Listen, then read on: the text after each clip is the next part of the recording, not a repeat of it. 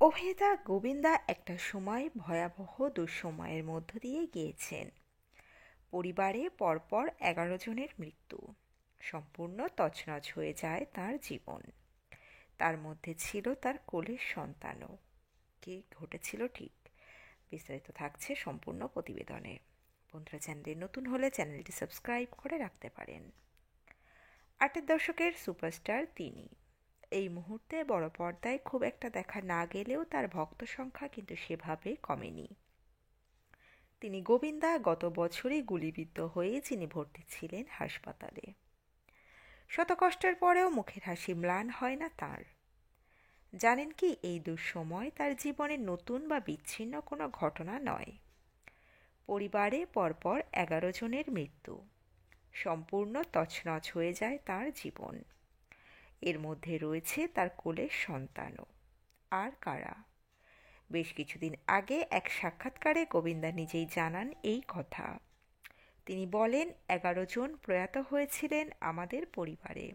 আমার মেয়েটাও মারা যায়। মেয়ের বয়স তখন 4 মাস। প্রিম্যাচিওর ছিল সে। অনেক কষ্ট করেও শেষ রক্ষা হয়নি। জন্মের পরেই মৃত্যু হয় তার। এখানেই শেষ নয়, বাবা মা থেকে শুরু করে 2 ভাই 1 বোন, তার স্বামীকেও হারান গোবিন্দা।